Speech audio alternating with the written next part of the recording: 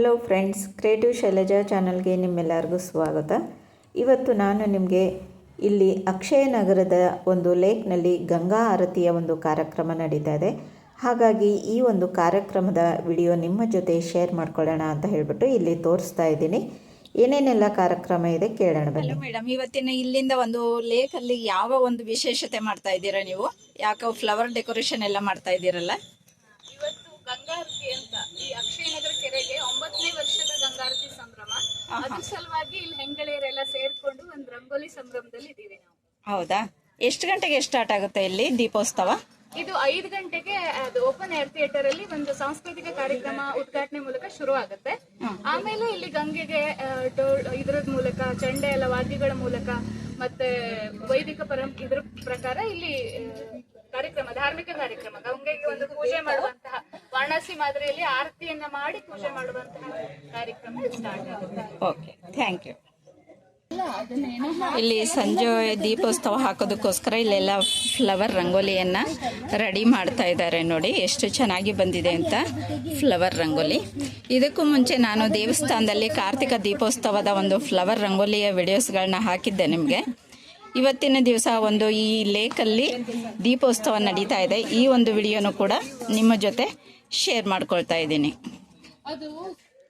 ಇಲ್ಲೆಲ್ಲ ದೀಪ ಹಚ್ಚೋದಕ್ಕೋಸ್ಕರ ದೀಪಗಳನ್ನೆಲ್ಲನೂ ಕೂಡ ನೀಟಾಗಿ ಕ್ಲೀನ್ ಮಾಡಿಬಿಟ್ಟು ಇಟ್ಟಿದ್ದಾರೆ ನೋಡಿ, ದೀಪ ಹಚ್ಚೋದಕ್ಕೋಸ್ಕರ ಅಂತ.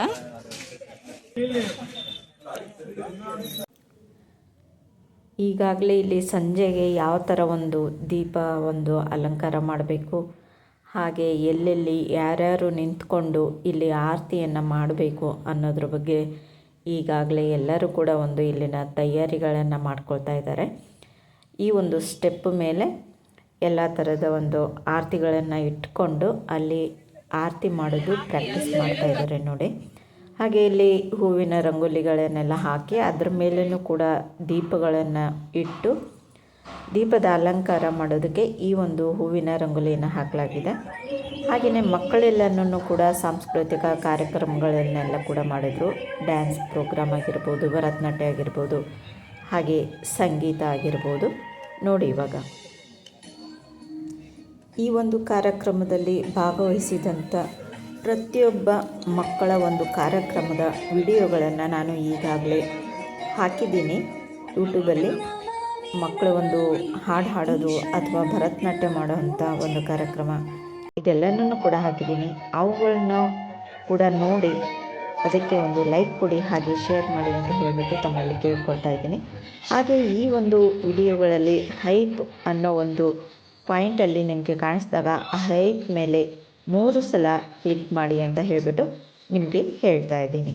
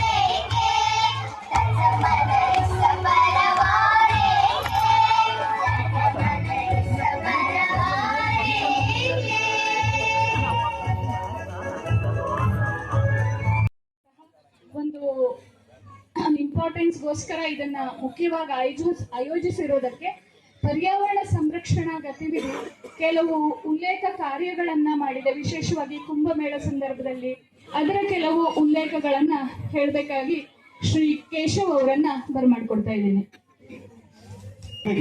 ಈ ಸಲ ಅಂದ್ರೆ ಈ ವರ್ಷ ನಮ್ಮ ಡೆಲ್ಲಿಲೊಂದು ಸಂಪೂರ್ಣ ಇದು ಅಂತಿದೆ.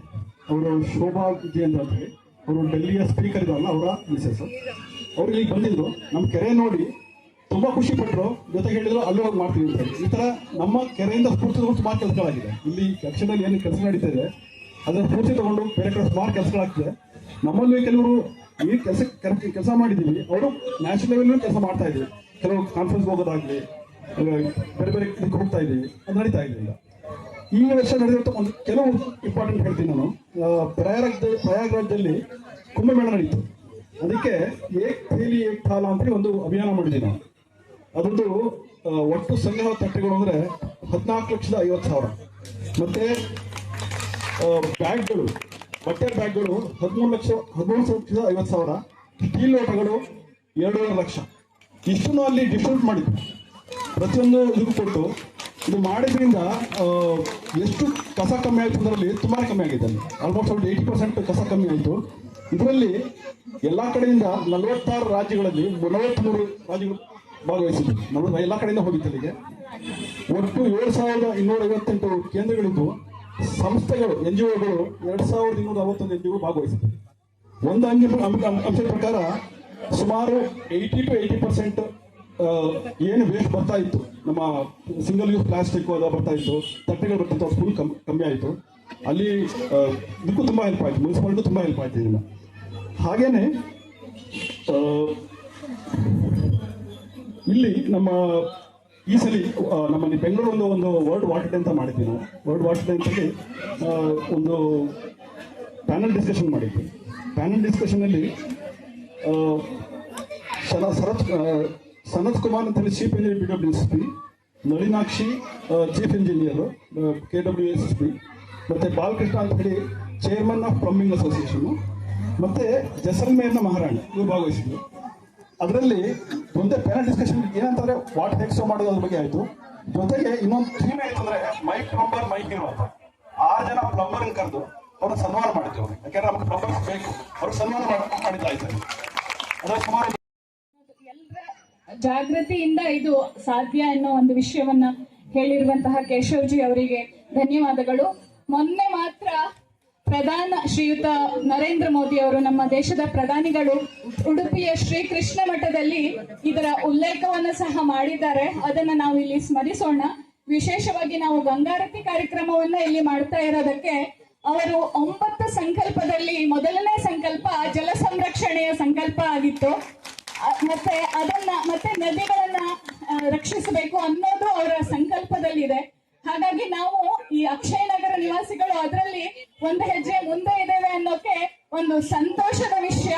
ಮತ್ತು ಇದನ್ನ ಹೆಚ್ಚಿನ ಪ್ರತಿಯೊಬ್ಬರ ಸಹಭಾಗಿತ್ವದೊಂದಿಗೆ ಇದನ್ನ ಸಾಧಿಸೋಣ ಅಂತ ಎಲ್ಲರಲ್ಲೂ ಕಳಕಳಿಯ ವಿನಂತಿಸ್ತಾ ಇದ್ದೇನೆ. ಮುಂದಿನ ಕಾರ್ಯಕ್ರಮದ ಈ ಸಾಂಸ್ಕೃತಿಕ ಕಾರ್ಯಕ್ರಮದ ವಂದನಾರ್ಪಣೆ ಕಾರ್ಯಕ್ರಮವನ್ನ ಮಾಡಿಕೊಡ್ಬೇಕಾಗಿ ಶ್ರೀಯುತ ಪವನ್ ಅವರನ್ನ ವಿನಂತಿಸ್ಕೊಳ್ತಾ ಇದ್ದೀನಿ. 9ನೇ ವರ್ಷದ ಕಾರ್ಯಕ್ರಮ ಅಂತ ಹೇಳಲು ತುಂಬಾ ಹೆಮ್ಮೆ ಮತ್ತು ಖುಷಿ ಅನಿಸುತ್ತದೆ. ಪ್ರತಿ ಬಾರಿ ಈ ಕಾರ್ಯಕ್ರಮ ಮಾಡುವಾಗ ನಮಗೆ ಅನಿಸ್ತಾ ಇತ್ತು, ಕೆರೆ ತುಂಬಿದಾಗ ಒಂದು ಆರತಿ ಮಾಡಬೇಕು, ಅಲ್ಲಿಗೆ ನಮ್ಮ ಕೆಲಸ ಮುಗೀತು ಅಂತ. ಆ ಥರ ಇಲ್ಲ. 1ನೇ ವರ್ಷ ಮಾಡಿದಾಗ ಕೆರೆಗೆ ಗಂಗಾರತಿ ಅಂತ ಮಾಡಿದ್ವಿ. 2ನೇ ವರ್ಷದ ನಂತರ ಪ್ರತಿಯೊಬ್ಬರ ನಿವಾಸಿಗಳು ಕೂಡ ಇಲ್ಲಿ ಕೆರೆಯ ಜೊತೆಗೆ ಒಂದು ಬಾಂಧವ್ಯವನ್ನು ಹೆಚ್ಚುತ್ತಾ ಹೋಗಿ ತಮ್ಮ ತಮ್ಮ ಮನೆಗಳಲ್ಲೂ ಕೂಡ ಒಂದು ಪರಿಸರ ಸ್ನೇಹಿ ಜೀವನ ಶೈಲಿಯನ್ನ ಇಲ್ಲಿ ಅಳವಡಿಸಿಕೊಂಡಿದ್ದಾರೆ. ಮುಖ್ಯವಾಗಿ ಹೇಳ್ಬೇಕಂದ್ರೆ ಹಲವಾರು ಅಪಾರ್ಟ್ಮೆಂಟ್ಗಳಲ್ಲಿ ಇವಾಗ ಈ ಗಂಗಾರತಿ ಮತ್ತು ನಮ್ಮ ಎಲ್ಲರ ಈ ಪರಿಸರ ಸಂಬಂಧಿ ಕೆಲಸಗಳಲ್ಲಿ ತಮ್ಮನ್ನು ತಾವು ತೊಡಗಿಸಿಕೊಂಡು ಕೆಲವೊಂದು ಸ್ಟೀಲ್ ಬ್ಯಾಂಕ್ಗಳನ್ನು ಮಾಡ್ಕೊಂಡಿದ್ದಾರೆ. ಹಾಗೆ ಈ ಪ್ಲಾಸ್ಟಿಕ್ಗಳನ್ನು ತ್ಯಜಿಸಬೇಕು ಅಂತ ಅದರ ಬಗ್ಗೆ ಕೂಡ ಒಂದು ಪ್ರೇರಣೆ ನಮ್ಮ ಅಕ್ಷಯನಗರ ಕೆರೆಯಿಂದಲೇ ಕೂಡ ಹಲವಾರು ಜನಗಳಿಗೆ ದೊರಕಿದೆ. ಈ ಕಾರ್ಯಕ್ರಮದಲ್ಲಿ ಆಗಮಿಸಿದ ತಮ್ಮೆಲ್ಲ ನಿವಾಸಿ ಬಂಧುಗಳಿಗೆ ಜಲನಿಧಿ ತಂಡದ ವತಿಯಿಂದ ಅನಂತ ಧನ್ಯವಾದಗಳನ್ನು ಹೇಳ ಬಯಸ್ತೀನಿ.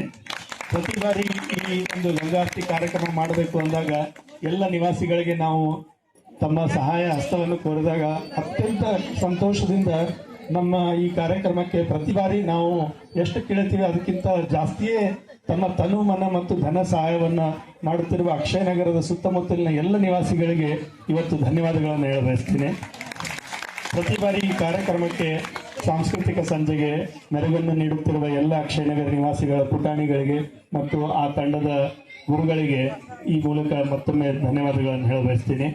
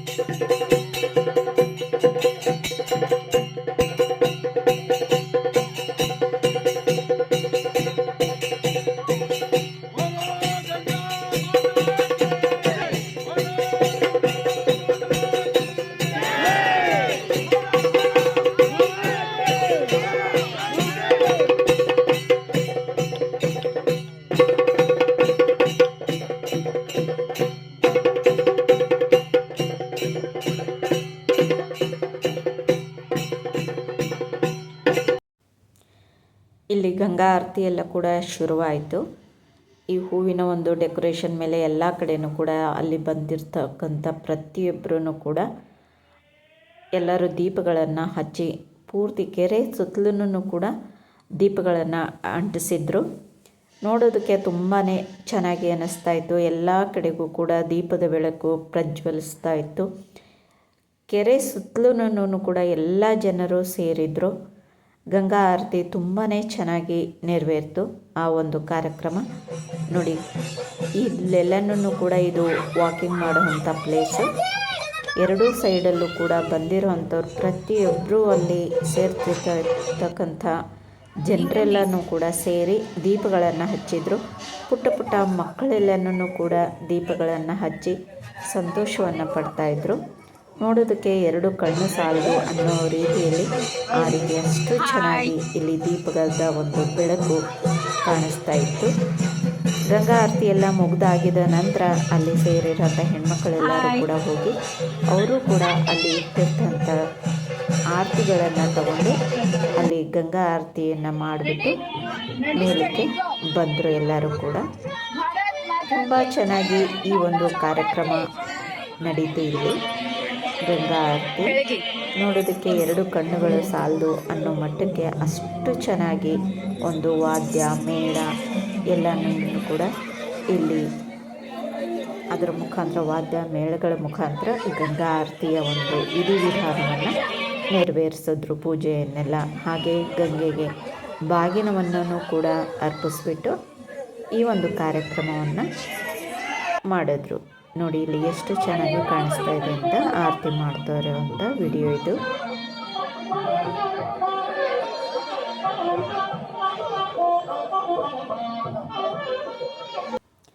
ಗಂಗಾ ಆರತಿ ಎಲ್ಲ ಮುಗಿದಾಗಿದ್ದಂದರೆ ಎಲ್ಲರಿಗೂ ಪ್ರಸಾದ ವಿನಿಯೋಗ ಇತ್ತು. ಅಲ್ಲಿ ಅವಲಕ್ಕಿಯ ಒಂದು ಪುಳಿಯೋಗರೆ ಪ್ರಸಾದ ಹಾಗೂ ಒಂದು ಸ್ವೀಟನ್ನು ಎಲ್ಲರಿಗೂ ಪ್ರಸಾದವಾಗಿ ಕೊಟ್ಟರು. ಪ್ರಸಾದ ತುಂಬಾ ಟೇಸ್ಟಿಯಾಗಿತ್ತು, ತುಂಬ ರುಚಿಕರವಾಗಿಯೂ ಕೂಡ ಇತ್ತು. ಪ್ರಸಾದ ಅಂತಂದಮೇಲೆ ಅದರ ಟೇಸ್ಟ್ ಹೇಳೋಕ್ಕಾಗಲ್ಲ, ಅಷ್ಟು ಟೇಸ್ಟಿಯಾಗಿರುತ್ತೆ. ಈ ಒಂದು ಅಕ್ಷಯ ನಗರದ ಗಂಗಾ ಆರತಿಯ ಒಂದು ಕಾರ್ಯಕ್ರಮ ನಿಮಗೆಲ್ಲ ಹೇಗೆ ಅನ್ನಿಸ್ತು ಅಂತ ಹೇಳಿಬಿಟ್ಟು ನನಗೆ ಕಮೆಂಟ್ಸ್ನಲ್ಲಿ ತಿಳಿಸಿ. ಈ ಒಂದು ವಿಡಿಯೋ ನಿಮಗೆ ಇಷ್ಟ ಆದರೆ ಲೈಕ್ ಮಾಡಿ, ಶೇರ್ ಮಾಡಿ, ಹಾಗೆ ನನ್ನ ಚಾನಲ್ನ ಸಬ್ಸ್ಕ್ರೈಬ್ ಮಾಡ್ಕೊಳ್ಳಿ ಅಂತ ಹೇಳ್ತಾ ಇಷ್ಟೊತ್ತರೆಗೂ ವಿಡಿಯೋ ನೋಡಿದ್ದಕ್ಕೆ ಧನ್ಯವಾದಗಳು. ನಮಸ್ಕಾರ.